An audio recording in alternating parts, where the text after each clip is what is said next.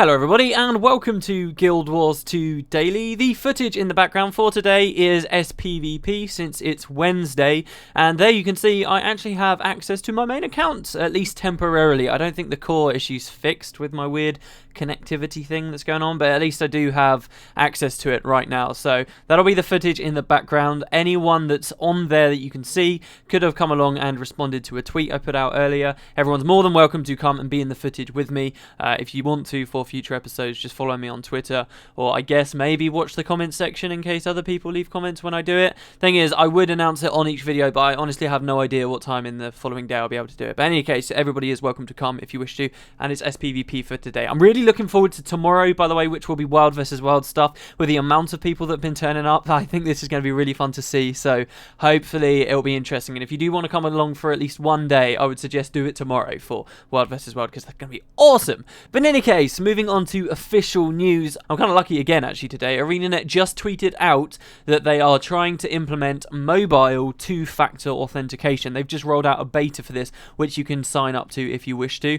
Mike Lewis just left a comment on the forums, which is too long for me to read out, but essentially the idea is, instead of them sending you emails to confirm whether you're trying to change your password or stuff like that, it will send it to your mobile device, and they've got the beta out for this at the moment. So that should be even stronger security, because obviously, hopefully, you're the only one with your mobile. So, and I'm holding it up and shaking it in front of the screen right now, as if you can see. So yeah, that should be interesting if you are worried about getting hacked or whatever, which does seem to have been curbed a little bit. I guess I haven't seen too many comments of it recently, but ArenaNet are still definitely, as far as I can see, focusing on security, and they're just rolling this out as quickly as they can. Even though it might not be 100% finished, they are doing this beta. So you can sign up for that if you want. There'll be a link in the description down below. Aside from that, though, as far as official news is concerned, nothing really else major came out. Obviously, there's been posts from devs. I was actually considering for a while doing a segment on Daily about dev posts, which we might move to eventually, but for now, that's the main thing that you guys should know about. Since it's Wednesday, I wanted to open up with a little look at something that's in Guild Wars 2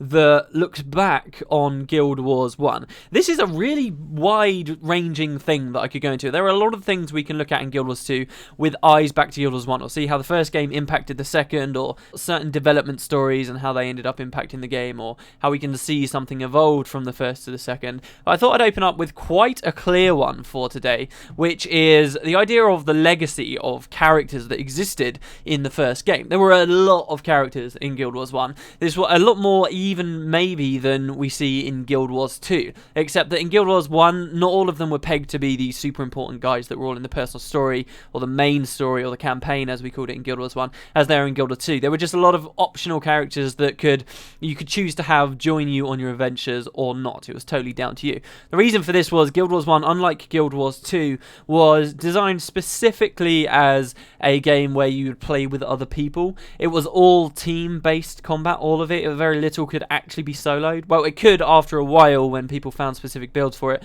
but the idea was your first time through the game, you were playing in large teams, right? And obviously this wasn't to encourage people to be sociable in an MMO, but in the end, they just ended up introducing a lot of systems that gave you a lot of control over AI companions that could join you. So you had the main characters in the story, like Prince Rurik, like Cormier, like Kos, like Togo, all these big main characters, but also there were a plethora of other characters, henchmen, you could just hire along, and they had a little bit of backstory about them, and they would say various stuff as you were out exploring the world with them, but they never really rose to be the most important part of the story. And then when Nightfall and Eye of the North came out, you also had heroes too, which were like super advanced henchmen that did have roles to play in the story. As a result, for going into Guild Wars 2 250 years later, Interior, there's a lot of stuff that ArenaNet can refer back to in terms of characters, and you can find all over Guild Wars 2 little nuggets of information that suggest what may have happened with these characters, and I could talk about this for a long time, but I want to talk in particular about 4 NPCs you can find in Guild Wars 2 at this point in Divinity's Reach in Rurikton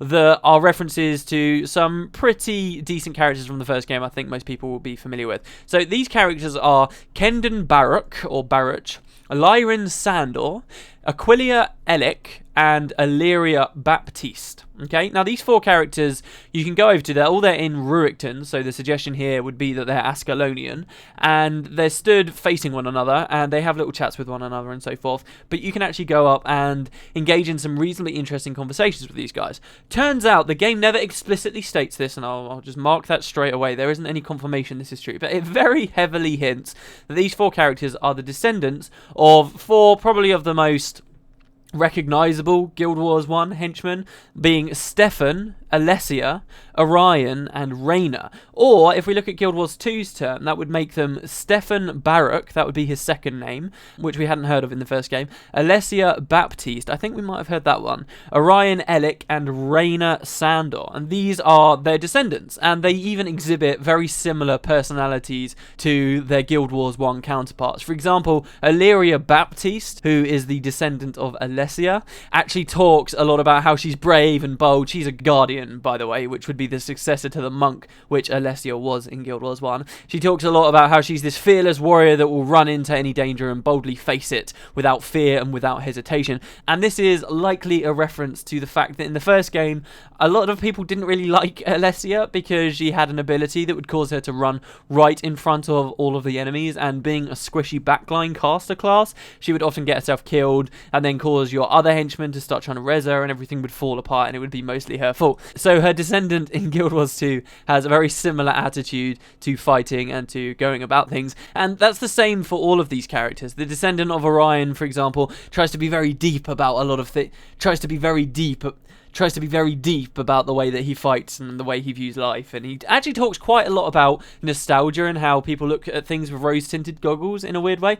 which I think might be a bit of a sly there from ArenaNet, saying Guild Wars 1 wasn't that amazing, you just remember it being better than it really was. I guess maybe as a bit of a preemptive to people that are saying, oh, Guild Wars 2 isn't better than Guild Wars 1, which is, by the way, something I've not really heard. So these guys are all here, they all have some interesting stuff to say. I would suggest, if you are a Guild Wars 1 character, to come here to Ruickton and to have a quick chat with these guys, because it is pretty fun. They are against the eastern wall of Ruickton, about a quarter of the way south from the Plaza of Lissa, and it's pretty cool to just be able to see them. As I say, throughout Guild Wars 2 there are a lot of situations where you find characters like this, and graves and so forth, and I'm hoping to highlight a few of those, and also talk about more mechanical things and developments that seem to have evolved from Guild Wars 1, and why we've got certain things in Guild Wars 2 because of the original game. But that was just one really cool thing that made me smile when I saw it, and I thought I should share it with you guys, because it's not often people explore around Divinity's Reach with a close enough magnifying glass to really have recognised this kind of thing, so there is that. We didn't have questions and answers yesterday, so that means we've got questions and answers today. The first one was asked by Dredger1401.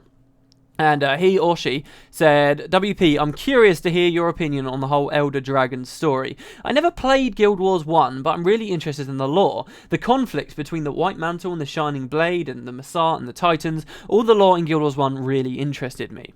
The Elder Dragons seem like a mundane and empty story mechanic in comparison. What do you think? I would agree that the Elder Dragons, as the big nemesis for Guild Wars 2, aren't as compelling or interesting as the enemies we had for the first game, but I don't think that necessarily means the entire universe that they've built for Guild Wars 2 is lacking any kind of intrigue or depth or shades of grey, necessarily. The main problem with the Elder Dragons is that they have been painted as these mindless beasts that only want destruction, and they're just plain evil, and ArenaNet are trying to get their cake and eat it too with the Elder Dragons, because at first we heard an awful lot about how they were just these mindless, destructive creatures that you could compare to a hurricane, okay? And nobody asks what's the motivation behind a hurricane when it destroys someone's hometown. It's a ludicrous question. So ArenaNet have kind of written these dragons in this way so that people won't question why they're so evil, and they can just write in these things that everyone's supposed to hate and then go for and just try and kill. But then at the same time, as the story develops, they start talking about how the dragons actually aren't akin to hurricanes, really, or natural disasters, as it would seem. They trick you, they put you in traps, they're capable of communicating, they're cunning, and now the Elder Dragons are in a weird position where people don't know what to ask of them. Since they're exhibiting these traits, maybe it is fair for us to say, okay, why does it just wants to destroy? Why is it trying to destroy everything on the planet? And all we really have are some vague answers about how the Elder Dragons feast on magic, and this is potentially why they're going to be destroying the planet. But even that is as vague as hell. So for all intents and purposes, they've created this great enemy here that can supposedly do all these advanced things, but it would be unreasonable for us to ask why it's doing those things, and that to me is a shame. The best enemies, or the things in games and books and films that you really hate, usually have some kind of human aspect to them, or some kind of intrigue, or good motivation for what they're doing, but that's been cut out of the picture for the Elder Dragons, which kind of sucks, especially when you compare it to Guild Wars 1, where there did tend to be more complicated issues, particularly with factions. I wouldn't say so much for Prophecies, and I wouldn't say so much for Nightfall, to tell you the truth. The enemies in those, the main villains, were rather one-dimensional. With Prophecies, we never really, even to this day, got our main motivation from the Undying Lich, why he did what he did, except in Guild Wars 2 we have had a slight hint of him perhaps hating the Massart, and there might be a little bit of motivation there, but we didn't really get much for him. He was very one-dimensional with the Vizier. And in Nightfall we had Varish Ossa, who was trying to bring about Nightfall, trying to bring Abaddon, the sixth fallen god, back into Tyria so he could essentially rule over the land, and she was reasonably one-dimensional too. If you dug a little bit deeper, you could see why she was the way she was. There were these hints that it kind of ran in her family, because her distant grandfather Chiriosa had this same problem where he was obsessed with magic and he ended up dooming his people too. And you hear about how Varish had this general Kayet, who since when Varush was very young, Kayet taught her the ways of Abaddon and so forth. But still, it was hard to empathize with Varish. I think that's what mainly I'm looking for in a good villain. You have to understand why they're doing the things they are, or you have to be able to empathize at least slightly, but there were none of those complicated issues with, as I say, Nightfall or Prophecies. However, with Factions, it was actually pretty good, I'd say. The delivery of the story, as ever for Guild Wars, was terrible. It really didn't come across that great, but the actual plot that they wrote with Shiro Togachi, this bodyguard of the Emperor 200 years ago, who had slowly been made to go paranoid and was slowly becoming insane to the point where he killed his Emperor and became this envoy, this shepherd of the dead, doomed to this afterlife, that then went rogue. It's actually a really interesting, cool story. Shiro was done pretty well. There's just none of that, though. You can't even look as closely at the Elder Dragons as you could at Vizier Kilbron. It's just not there. They've cut it away at its base. I think for that reason, the primary nemesis of Guild Wars 2, these Elder Dragons, do have something missing from them. But having said all of that, do I think that that means the story can't be compelling? Not necessarily. We can have villains like these Elder Dragons that you can't empathise with, and clearly they're just an excuse to kill something, but you can still have this type of character that then seriously wrongs you and you still hate. They could have the Elder Dragons, indeed they do try, kill the people that you really care about, or do serious damage to places you really care about, and as long as there is enough of this, even if you can't empathise with the Elder Dragons or understand why they're doing what they are, you can still hate them, and they still can function quite well as a good final boss. So I think potentially ArenaNet could still make that story work. It is likely that through a lot of the more recent updates we're going to be getting, the ones coming closer, we'll still be dealing with the Elder Dragons. So I think that they can still make it work. The fact that we're fighting 5 Elder Dragons, yes, there is something missing. There are these more complicated issues to do with the motivations behind them that are lacking, but that doesn't actually mean we won't necessarily hate them by the time we get to the end of the game.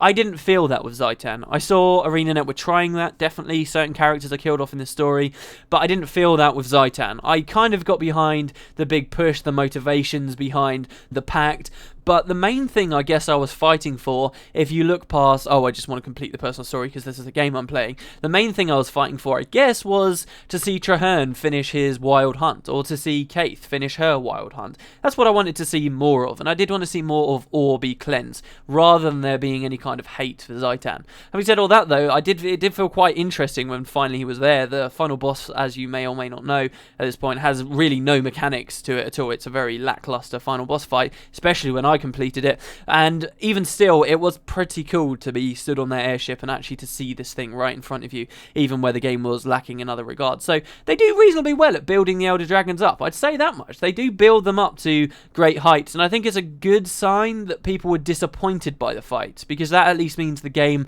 built them up to a certain level. It's just that then they failed to make the payoff work, which also sucks. But I'd rather it be that way around than just nobody caring about the Elder Dragons, or even reaching reaching Zaitan and saying, wait, who? What is this thing? And literally having no idea. So at least there's quite a lot of transparency there. And the game is doing better than Guild Wars 1 did, at least for kind of explaining what the plot's doing. There were people that finished Guild Wars 1, not just for Prophecies. Prophecies was worse for it, but for all of the games that were like, okay, who are we fighting now? Who is this? What's going on? You don't get that with Guild Wars 2, at least. So it's more plain and simple, which is a point in its favour. But yeah, I feel like they are maybe missing something, but the game could still work. I'm looking forward in particular to when we leave the Elder Dragons and get into a lot more of the other stuff. There are some complicated and interesting stories they could pick up. The Kodan, for example. If these guys become enemies to us in a future expansion, which could very much happen, that's going to be a fascinating experience. If you've not been to Frostgorge Sound yet, or you were just rushing through mindlessly doing hearts and you didn't pay attention, go up to their sanctuaries, read their books, their journals that they're writing, speak to them about their philosophies. It's fantastic. It's really good. I'm looking forward to the Kodan stuff.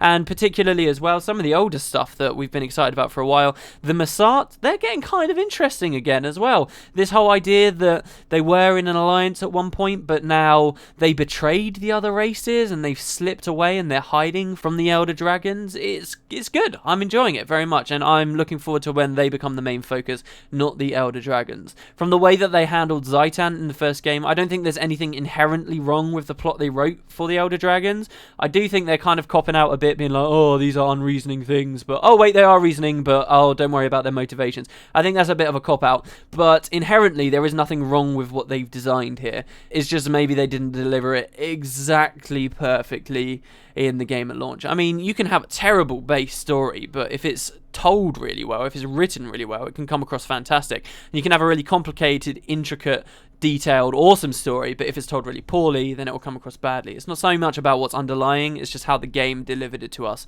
And it delivered it to us better than Guild Wars 1 did, but not necessarily as good as we expect from other games, and in particular other games in this genre. Don't forget that storytelling in MMOs is still a reasonably new thing. So yeah, that's my general opinions on the idea of the Elder Dragons now that the game is out. It's largely the same as what it was before the game came out, interestingly, so I don't know whether I'm happy or sad about that. The other question for today comes from Sai751, who says, do you think in a future expansion they take Zaitan away and give us a cleansed version of Ore? They'd have to change the current personal story, or probably, as we debated on Map Chat, we could have an instance version of the current Ore for new players, and after beating Zaitan, and after, spoilers, Trahearne cleans Ore, we could have the new version. I don't think they'll ever redo the Ore we currently see there. For the record, I was a little bit disappointed in the way Ore looks. It looks kind of nice in its scale. There are very large structures and interesting things there that seem to match what my mind's eye gave me of Ore before the game came out. However, these large structures are all there really is there. Aside from that, there's just a lot of fancy effects and little sustenance to the place, honestly. I was a bit disappointed in the way Ore looks, but even having said that, I wouldn't want them to redo Ore and give us the cleansed version. I do think the story will take us to a cleansed section of Ore at some point, but it won't be redoing what we've currently got. This was a question on our minds for a long time, and I was wondering how ArenaNet would handle this, honestly. We had this idea that we were going to kill Zaitan, but no one knew, was this going to happen in a dungeon? Was it going to happen in dynamic events? If it was going to happen in dynamic events, was the idea then that while he was dead, there would be no undead spawning in the rest of the world, and somehow he'd come back? Was it going to happen just in the personal story? What was the deal? And in the end, they've just gone very basic with it. It happens in a dungeon at the end of the personal story that's accessed after dynamic events, so it mixes all the primary content for PvE together, which was nice, but there is no repercussions for killing Zaitan. Ore is always looking horrible and muddy, and Zaitan's minions are always everywhere, and that's never going to go away. That is a big problem for MMOs, and it's something MMOs have struggled for a long time. You can't just destroy a town, for example, and that was something I actually found very impressive about Guild Wars 1. ArenaNet recognised that MMOs as a genre was struggling with this kind of thing, even back when they first designed Prophecies. One of the greatest things about Prophecies, in my opinion, was that it started you off in pre-searing and then it just destroyed everything. It did do that, what MMO supposedly can't do. It did precisely that. It took you this entire area of the game world away from you, and then it just absolutely destroyed it all and said, no, you can't go back there now. That was cool, and they've avoided that for Guild Wars 2. I get the impression that their original idea for dynamic events was that it could at least partially address this issue with MMOs where you can't make permanent changes, and in the end, dynamic events are too immediate immediate in how long they last. The impact from them don't last very long, and the amount of area they impact too is also very short. Now, meta events can impact a very wide area, but the individual events that meta event makes up, they only make up a small area, and especially in comparison to entire maps or changes that could occur across maps too, you just don't see that with Guild Wars 2. So this whole idea that we originally had before the game came out, that the All of Ore, for example, might change while Zytan was dead, and then when he was while he was alive, and he'd come back periodically, a bit like the Shatterer that we'd seen. This whole idea just fell flat on its face straight away as soon as we appreciated how small these events really were. So ArenaNet went very basic. They didn't try and do anything complicated, and the main reason why I don't think we'll see in an expansion that they change Ore is because that will become far too complicated for people starting their new characters. So let's say they do an update where Ore is now changed and it's cleansed. What happens when I make a new character and I go to Ore? Am I now going to see it all cleansed, or is it going to put me into a specific overflow where it's still muddy and murky? Well, then how does that work? They don't want to be splitting players up, especially considering that as new expansions come out, they'll be giving us new lands to traverse, and that will be making the player bases spread out even further, and people are going to be leaving the game too. They have to be encouraging people to stay together, not creating, like, doubling up on all the maps that they've done there in Ore. No, instead, what I think that they're going to do is, you can see there with that region, they only gave us 3 explorable areas for it, and there is a significant chunk of it there on the map that we haven't been to yet. Now, I think we're going to get an expansion eventually at some point that has us fight Kralkatorrik. During that expansion, we have a lot of lore that Palawa Joko from Elona is engaged in battle with Kralkatorrik to the south, around the banks of the Elon River. I think that when we get the expansion to kill Kralkatorrik, we'll probably also get access to the rest of Ore, and when we go to those new areas in Ore, those will be the cleansed area, and that will be the only version of that area of Ore we ever see. So we will see Ore cleansed, and I'm hoping that we'll see all of the structures there return to their kind of golden form, and we'll see it all look very Arabic and everything that I kind of imagined before the game came out, and all perfect and lovely and lush, and we'll see those areas in Ore, but there will always be these kinds of plagued, afflicted areas, and it will be weird because it will be like, okay, we've got these areas in Ore that are set before Zytan was defeated, and we've got these areas of Ore that are set after, and there's like a time discrepancy, but in practice those issues are never so bad. The first game, for example, had that exact same problem. You would be playing a game that the narrative said, okay, this is 8 years after the events of Guild Wars 1, but you could go back to original outposts and they were still kind of frozen in time, and all those original areas will be frozen in time, but the new ones they release, I think, will be cleansed. And my general idea is probably that they'll let us go through cleansed Ore, we'll fight our way through there, then through the Scavenger's Causeway to the Elon River, and then eventually up to Kralkatorrik. I think that's probably how they handle one of the expansions, and then that will open up routes down south to an expansion in Elona perhaps later on. I think that's how they'll handle it. It would have been amazing if dynamic events somehow worked on such a wide scale they could change the entire appearance of Ore, but that's just not been the way they've done it. They could refine the system maybe with future expansions for future dragons. That could happen. Imagine this huge section of the brand, for example, that Kralkatorrik's roosting in. They could, in theory, have like some massive meta event that functions that Kralkatorrik exists in the overworld, and when you defeat him, then that's all going to dry up and go away, and he'll come back every now and then. But there are so many problems there. It gets very complicated because some people aren't going to like the idea of never being able to defeat Kralkatorrik. And now that it's been written in the story, you can permanently defeat an Elder Dragon. There's going to have to be a convincing reason for why we can't permanently defeat Kralkatorrik, for example. So I think it still will remain dungeons and personal story stuff where we beat the Elder Dragons, and we'll never see any weird phasing issues or where they completely redo previous areas. It's just likely they'll add new areas to the same general region after an Elder Dragon's been defeated, and those represent it once the dragon's been killed. So that's, if that makes any sense, what I think they'll do, and we'll have to see how it goes. But yeah, I thought we were going to see a lot more creative solutions to this problem, but we didn't really for Guild Wars 2. It was just, okay, no, Ore's going to continue to exist exactly as it always has. All of the areas of the map are always going to have undead fighting, even though you've beat the personal story and killed the big bad guy. Who cares? That's just how we're going to do it. So that's the option they've opted for. I can't blame them, really, because it gets very complicated if you try and do it any other way. But there you go, guys. That was Guild Wars 2 Daily for today. Thank you very much for watching, and I will see you next time.